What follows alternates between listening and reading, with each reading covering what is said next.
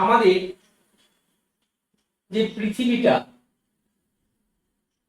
এই যে পৃথিবীটা, এই পৃথিবীর পুরোটা কিন্তু জলভাগ আর স্থলভাগ এইভাবে আমরা ভাগ করেছি। তো সেটাকে কি বলা হতো? আমাদের স্থলভাগ প্যানজিয়া, আর একটা হচ্ছে জলভাগটাকে বলা হতো প্যানথালাসা।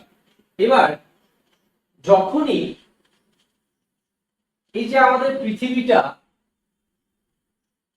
প্রথম যখন ভাঙে, পৃথিবীটা আমাদের প্রথম যখন ভাঙে, ঠিক আছে, তখন প্রধান দুটো পার্টে ভেঙেছিল। তাহলে এই মাঝখানে যে অংশটা, এই অংশটা কিন্তু পুরোটা জল ছিল, এটা জল। তো এই যে উত্তরের একটা ভূখণ্ড মালভূমি, নিচের একটা মালভূমি, তো এই মালভূমি দুটো কি, এই যে জলভাগ আর দুটো মালভূমি সৃষ্টি হয়েছে। বেশ, তাহলে এই জলভাগটাকে কি বলা হতো? টেথিস মহাসাগর। এটার নাম ছিল টেথিস মহাসাগর। বেশ, প্যানজিয়া যখন ভেঙে গেল, প্যানজিয়া যখন ভেঙে গেল, তখন মাঝখানে একটা অগভীর জলাভূমি সৃষ্টি হয়েছিল। তাহলে মনে রাখবে এটা কি ছিল, নাম কি ছিল? টেথিস মহাসাগর। আর এটা কি ছিল? অগভীর ছিল, খুব একটা গভীরতা ছিল না, তাহলে অগভীর ছিল। বেশ, এবার এই যে যখনই ভেঙে গেল, তখন দুটো পার্টে যে ভাগ হয়ে গেল,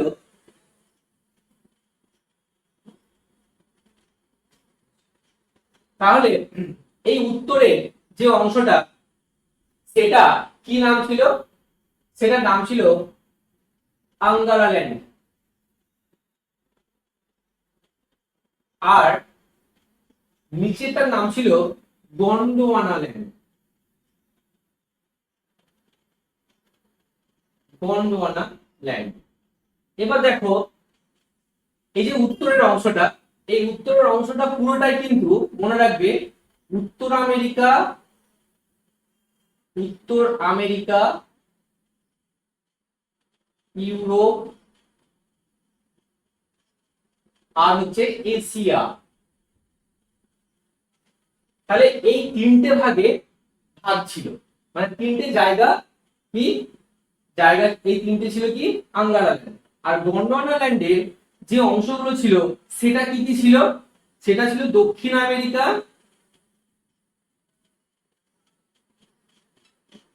একটা ছিল দক্ষিণ আমেরিকা, আর একটা কি ছিল আমাদের অস্ট্রেলিয়া।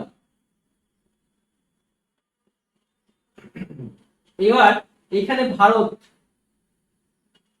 এই অস্ট্রেলিয়াটারই যে পার্ট, সেটা ভেঙে কি হয়েছিল, এই যে ইউরেশিয়া, আমাদের যে এশিয়া, সেই এশিয়ার মধ্যে গিয়ে লেগেছিল। তাহলে যখন ওখানে গিয়ে লাগে, তখন কি হয়েছিল, তখন ওই যে টেথিস মহাসাগর, সেই টেথিস মহাসাগরটা কিন্তু আমাদের ইন্ডিয়ার উপরের উপরের পার্টটাতে অবস্থান করছিল। যদি আমরা এইভাবে দেখাই যে এই যে এই যে অংশটা আমরা কি, যে এইভাবে যে অংশটা আঁকছি না, যে এইভাবে যে অংশটা আঁকছি, তাহলে দেখো এই যে পার্টটা, এই পার্টটা তো ছিল না, তাহলে এই পার্টটাতে কি ছিল? এটাতেই ছিল জলাভূমিটা, এটাই যে মহাসাগরটা। ওকে, এবার এই পুরো পার্টটা যখন লাগে, তাহলে এই জায়গাটাতে কি হয়েছে, আমাদের হিমালয় পর্বত, তাই না? কি এখানে তো আমাদের হিমালয় পর্বত, তাহলে এই যে হিমালয় পর্বতটা সৃষ্টি হয়েছে, সেটা তো টেথিস মহাসাগর থেকে সৃষ্টি হয়েছে। তাহলে অগভীর ভূমি ছিল। কিভাবে হলো? এখান থেকে, স্থলভাগ থেকে বিভিন্ন রকম পদার্থ কি হলো, এখানে জমা হলো, এখান থেকে পদার্থ এখানে জমা হলো।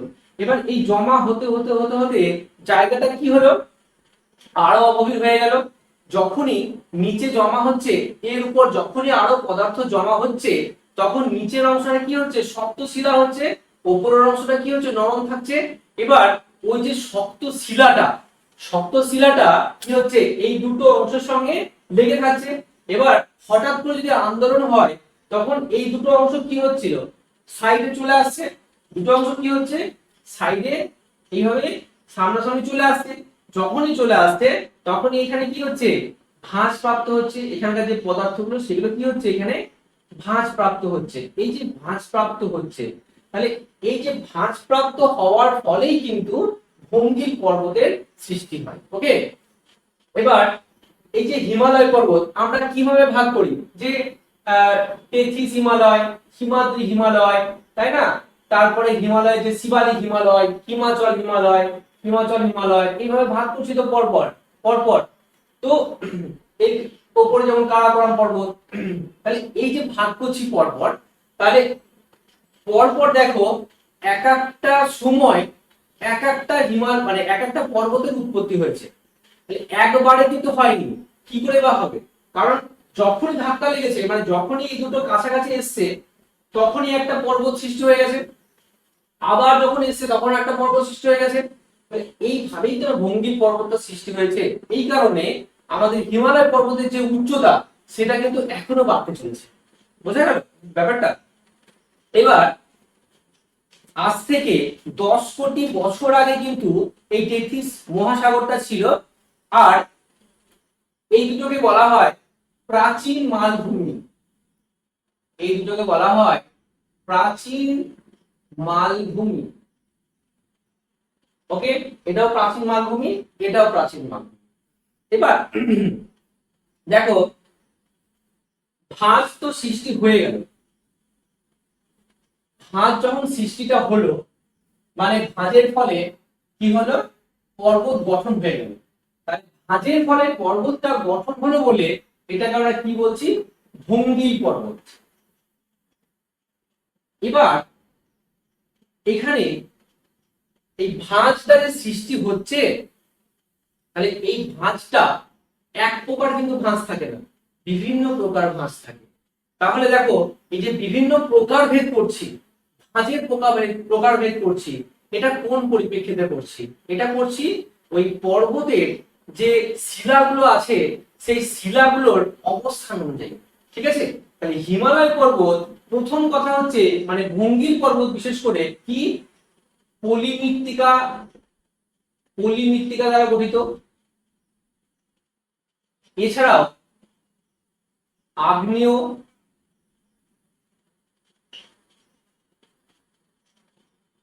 আগ্নেয় শিলা,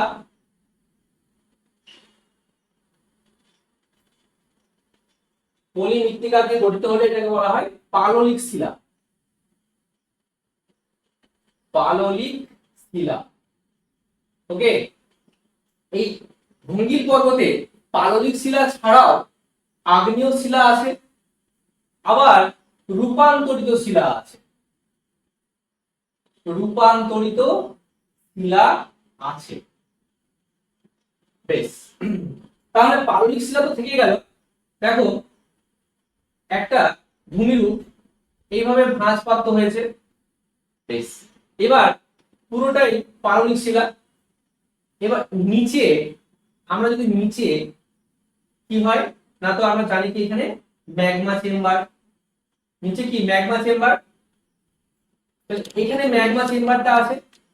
তাহলে এই যে পাললিক শিলা পুরোটাই কি আমাদের মহাদেশীয় ভূত্বক। বেশ, এই যে পাললিক শিলাটা মানে আগ্নেয় শিলা রূপান্তরিত শিলা কিভাবে এলো আমি সেটা বলছি। ঠিক আছে, তাহলে পাললিক শিলা দিয়ে প্রথমে কি হলো, ভাঁজটা সৃষ্টি হয়ে গেল, পর্বতটা গঠন হয়ে গেল। যেহেতু পাললিক শিলা তাই এখানে ফাটল হওয়াটাও স্বাভাবিক। ধরো এখানে ফাটল হয়ে গেল, এই ফাটল হওয়াটাও স্বাভাবিক। এবার যখনই ফাটলটা হলো তখনই কি হলো, ম্যাগমা এই উপর দিকে উঠতে লেগে গেল। এবার যখনই ম্যাগমা উপর দিকে উঠতে লেগে গেল তখনই কি হলো, এখানে আগ্নেয় শিলার উৎপত্তি লাভ করলো। কিসের? আগ্নেয় শিলার উৎপত্তি লাভ করলো। তাহলে আগ্নেয় শিলা যখনই উৎপত্তি লাভ করেছে, তাহলে এই শিলাটা তাপ এবং চাপ, কি তাপ এবং ও চাপ, এই দুটোর ফলে এটারও পরিবর্তন হচ্ছে। এটার পরিবর্তন হওয়ার কি নাম হচ্ছে, রূপান্তরিত শিলা। রূপান্তরিত শিলা। বেশ, তাহলে তাপ এবং চাপের ফলে কি হয়েছে, রূপান্তরিত শিলা। তাহলে কি বললাম, পাললিক শিলা দিয়ে সৃষ্টি হলো, এছাড়াও আগ্নেয় এবং রূপান্তরিত, এই তিন প্রকার শিলাই কিন্তু এখানে বর্তমান। এই যে তিন প্রকার শিলা বর্তমান থাকার কারণে যে ভাঁজটা সৃষ্টি হয়েছে সেই ভাঁজ বিভিন্ন প্রকারের ভাঁজ কিন্তু এখানে সৃষ্টি হয়েছে। কি যদি আমরা দেখে নিই একবার, দেখো এক নাম্বার হচ্ছে প্রতিসম ভাঁজ, প্রতিসম ভাঁজ। দু নম্বর অপ্রতিসম ভাঁজ, অপ্রতিসম ভাঁজ। লেখাটা দেখতে পাই, অপ্রতিসম, প্রতিসম ভাঁজ, অপ্রতিসম ভাঁজ। তাহলে প্রতিসম ভাঁজ আমরা কাকে বলি? বেশ, এছাড়াও ওভারফোল্ড, ওভারফোল্ড এটাও থাকে। তাহলে প্রতিসম ভাঁজ কাকে বলা হয়? তাহলে দেখো যখনই কি বললাম যে দুটো অংশ, দুটো অংশে কি হচ্ছে এদিকে আসছে এদিকে আসছে, তাহলে এটা কি হচ্ছে ভাঁজ প্রাপ্ত হচ্ছে, তাই তো চাপের ফলে তো ভাঁজটা হচ্ছে। তাহলে যখনই এই যে ভাঁজ সৃষ্টি হচ্ছে এইভাবে, তাহলে এই যে এইটা এইটা এইটা এইটা এগুলোকে বলা হয় ভাঁজের বাহু, বলা হয় ভাঁজের বাহু। তাহলে যখনই দুটো বাহু, এই একটা বাহু আর এ একটা বাহু, এ একটা বাহু এ একটা বাহু, যখনই দুটো বাহু সমানভাবে অবস্থান করবে তখন তাকে বলা হয় প্রতিসম ভাঁজ। ওকে, তাহলে এই বাহুটা অসমান কখন হবে? যদি একটা দিক থেকে চাপ বেশি হয়, যদি একটা দিক থেকে চাপ বেশি হয়, ধরো এইদিকে চাপটা অতটা নেই, অর্থাৎ এই ভূমিরূপটার চাপ নেই, এইটা ভূ আন্দোলনের ফলে হয়তো এইটা সরে আসছে। ওকে, তাহলে যখন এইটা সরে আসছে তার ফলে কি হচ্ছে একদিকে চাপ হচ্ছে, তাহলে একদিকে যখন চাপ হবে তখন এই বাহুটা আর এই বাহুটা এই দুটোর মধ্যে পার্থক্য দেখা দেবে। তাহলে যখনই পার্থক্য দেখা দেবে, দেখা গেল এইভাবে এইটা হচ্ছে, আবার এইটা দেখা গেল এইভাবে হচ্ছে, তাহলে যখনই পার্থক্য দেখা যাচ্ছে, দুটো বাহুর মধ্যে যখনই পার্থক্য দেখা যাচ্ছে তখনই এটাকে বলছে অপ্রতিসম ভাঁজ, অপ্রতিসম ভাঁজ। ওকে, পর্বতের মধ্যে তাহলে কত রকমের ভাঁজটা হচ্ছে, মানে একটা পর্বত যে ভঙ্গির পর্বত যে সৃষ্টি হচ্ছে, অনেকগুলো ভাঁজ সৃষ্টি হয়ে কিন্তু সেই ভঙ্গির পর্বতটার গঠন হচ্ছে। ওকে, এরপর যদি আমরা বলি ওভারফোল্ড, দেখো যদি একটা ভাঁজ, এই একটা ভাঁজ আর এই একটা ভাঁজ, তাহলে এটা ঊর্ধ্বভঙ্গ এটা অধোভঙ্গ, তাহলে এই যে এই একটা ভাঁজ আর এই একটা ভাঁজ, এই দুটো ভাঁজের মধ্যে যদি এই বাহুটা, যদি এই বাহুটা কি হবে এইভাবে অবস্থান করে, অর্থাৎ এই ভাঁজটার উপর দেখো চেপে গেল, তাই না? এই ভাঁজটার উপর চেপে গেল, যখনই এই যে একটা ভাঁজ আর একটা ভাঁজের উপর চেপে যাচ্ছে তখন সেটাকে বলা হয় ওভারফোল্ড, এটাকে বলা হয় ওভারফোল্ড। এরপর আমরা যদি বলি যে রিকাম্বেন্ট ফোল্ড, রিকাম্বেন্ট ফোল্ড 4 নাম্বার রিকাম্বেন্ট ফোল্ড। তো রিকাম্বেন্ট ফোল্ডটা কি হতে পারে? রিকাম্বেন্ট ফোল্ডটা মূলত এই যে এইভাবে অবস্থান করছে, এটা ঠিক এইভাবে অবস্থান না করে কি হবে, একদিকে একদিকের প্রেসার খুবই কম থাকে, একদিকের প্রেসার যদি খুব বেশি থাকে তখন এই যে একটা ভাঁজ সৃষ্টি হয়েছে আর একটা ভাঁজ ঠিক এইভাবে কি হচ্ছে শুয়ে আছে, তাই মনে হচ্ছে। দেখো একটা ভাঁজের উপর আর একটা ভাঁজ শুয়ে আছে, একদম শুয়ে পড়ে আছে, তখন এই ভাঁজটাকে বলা হবে রিকাম্বেন্ট ফোল্ড। মানে তাদের মাঝখানের যে দূরত্বটা, সেই দূরত্বটা খুবই কম থাকবে, বা কোনো কোনো সময় এই দূরত্বটা থাকেই না, এটা থাকেই না, এই দূরত্ব থাকেই না। কি একটা ভাঁজের উপর একটা ভাঁজ যখন একদমই শুয়ে পড়েছে তখন এটাকে বলা হয় রিকাম্বেন্ট ফোল্ড। ঠিক আছে, এবার এই যে এই পার্শ্বচাপ যদি খুব বেশি হয়, যদি খুব বেশি হয়, দেখা গেল এটাও আর একটা ভাঁজের উপর এরকম ভাবে শুয়ে আছে, এটাও কিন্তু আর একটা ভাঁজের উপর এভাবে শুয়ে আছে, তাহলে পার্শ্বচাপ খুব বেশি, তখন কি হচ্ছে এই ভাঁজ থেকে একটা অংশ সরে গিয়ে অন্য জায়গাতে অবস্থান করছে, তখন এটাকে বলা হয় ন্যাপ, এটাকে বলা হয় ন্যাপ। বেশ, তাহলে একটা ভঙ্গি পর্বতের মধ্যে এতগুলো ভাঁজ থাকে, এতগুলো ভাঁজ নিয়ে কিন্তু ভঙ্গির পর্বতটা সৃষ্টি হয়ে থাকে। এবার যদি কিছু বলি যে আমি যে কিছু প্রাচীন ভঙ্গির পর্বত আর কিছু নবীন ভঙ্গির পর্বত, ঠিক আছে, তাহলে প্রাচীন ভঙ্গির পর্বত যদি বলি, তাহলে আজ থেকে হাজার হাজার বছর আগে যে সব পর্বত সৃষ্টি হয়েছিল সেগুলোকে বলা হয় প্রাচীন ভঙ্গির পর্বত। আর এখন বর্তমানে যেটা সৃষ্টি হচ্ছে বা হয়তো কয়েক বছর আগে সৃষ্টি হয়েছে বা কয়েক লক্ষ বছর আগে হয়তো সৃষ্টি হয়ে গেছে, ঠিক আছে, এই যে ডিস্টেন্স, এই ডিস্টেন্সটার ফলে যে প্রাচীন এবং নবীন এই দুটো ভাগে আমরা ভাগ করছি। তাহলে প্রাচীন ভঙ্গির পর্বতের মধ্যে কোনগুলো করছে দেখো, আপিনাইন, এক নম্বর হচ্ছে আপিনাইন,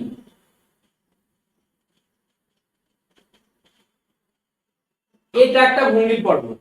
দ্বিতীয়টা হচ্ছে great dividing range, great dividing range, এছাড়াও আরাবল্লী,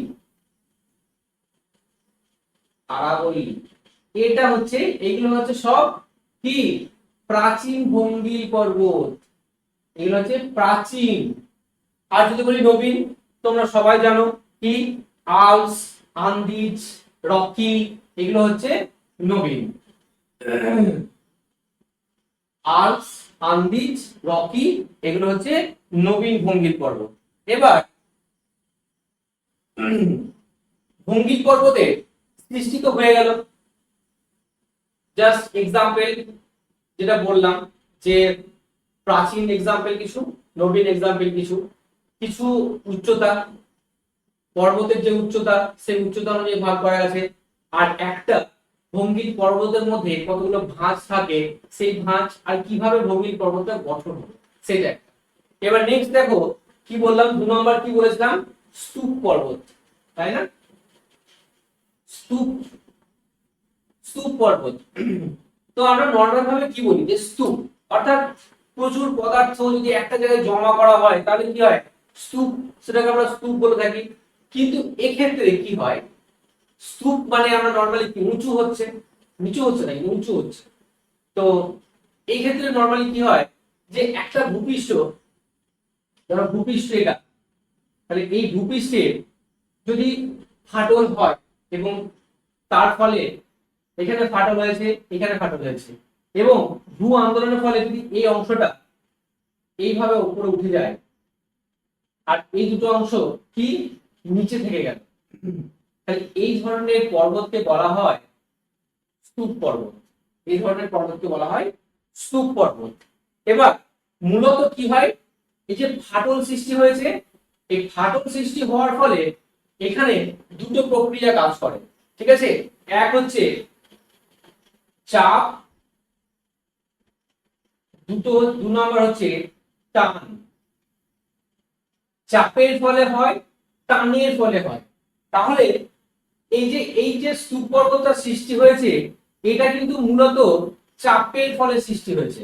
এটা কিসের ফলে সৃষ্টি হয়েছে, চাপের ফলে। কেন, চাপ দেওয়ার ফলে কি হয়েছে, একটা অংশ উপরে উঠে গেছে।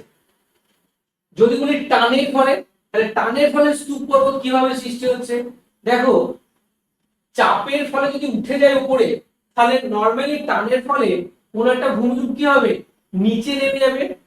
যদি নিচে নেমে যায়, যদি নিচে নেমে যায় তাহলে এই পাশে দুটো অংশ কি হচ্ছে, উঁচু হয়ে দাঁড়িয়ে থাকছে। তো তখন এটাকে আমরা কি বলি, এটাকে আমরা বলবো স্তূপ পর্বত। স্তূপ পর্বত, তাই না? এই যে নিচু হয়ে নেমে গেছে, এটাই কিন্তু নয়, কারণ এটা তো ভূপৃষ্ঠের নিচে নেমে গেছে, তার ফলে এটা অবস্থান করছে উঁচু হয়ে, এটা অবস্থান করছে উঁচু হয়ে, এটা হচ্ছে স্তূপ পর্বত। এটা কিসের ফলে হচ্ছে? এটা টানের ফলে হচ্ছে। বেশ, এবার যদি আমরা বলি যে স্তূপ পর্বতের মূল বৈশিষ্ট্য কি, প্রথম কথা, স্তূপ পর্বতের মূল বৈশিষ্ট্য হচ্ছে দুটো প্রধান বৈশিষ্ট্য আছে। এক নাম্বার হচ্ছে উপরের যে অংশটা সেটা হবে চ্যাপ্টা,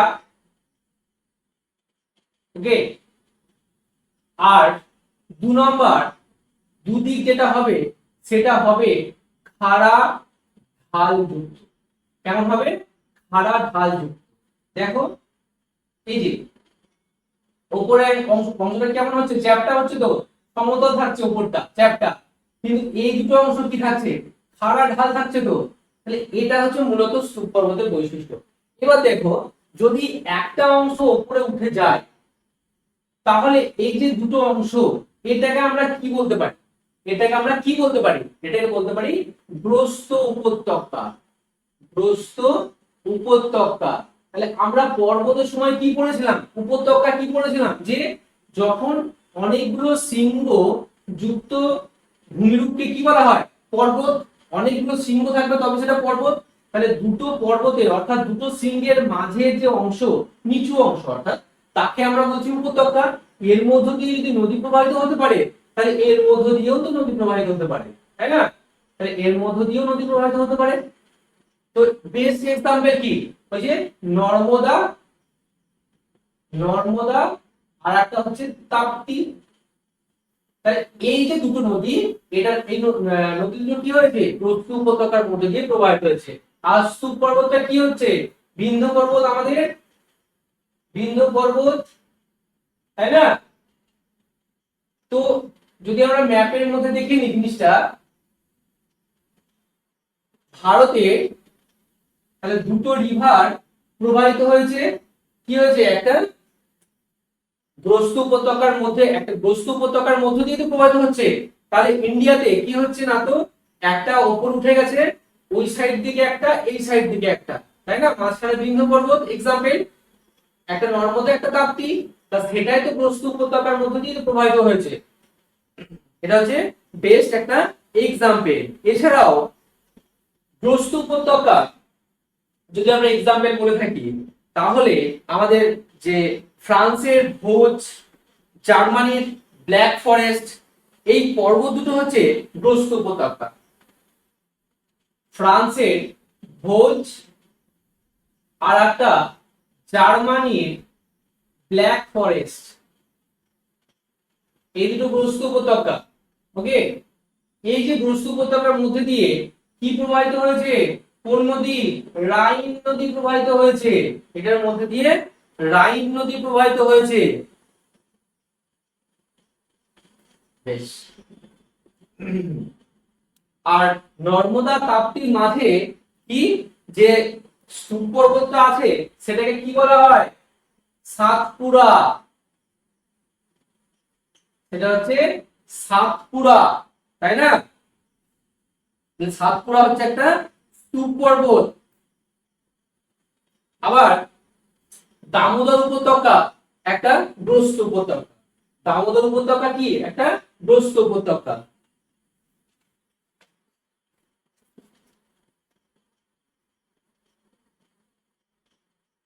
দেখো এরপর আরেকটা যেটা 3 নম্বর যেটা বলেছিলাম, 3 নম্বর কি বলেছিলাম, যে ক্ষয়জাত পর্বত, তাই তো?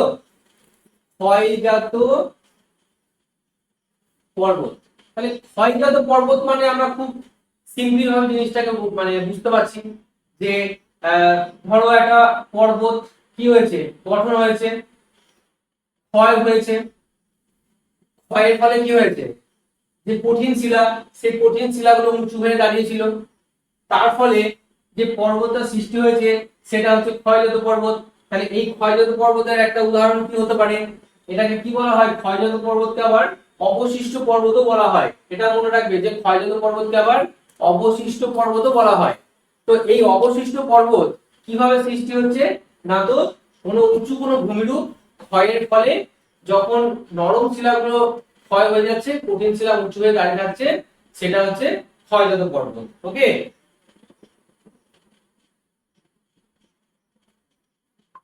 বেশ, তাহলে এটার এক্সাম্পল কি?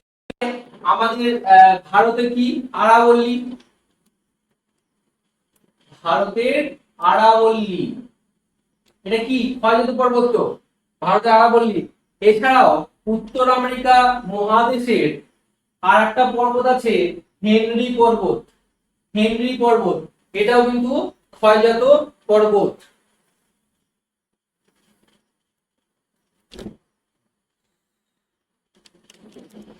এছাড়াও ভারতের ভারতের পশ্চিমঘাট, পশ্চিমঘাট ক্ষয়জাত পর্বত। বেশ, পশ্চিমঘাট যদি ক্ষয়জাত পর্বত হয় তাহলে স্বাভাবিক বিষয় যে আমাদের যে নীলগিরি পর্বত আছে, তাই না?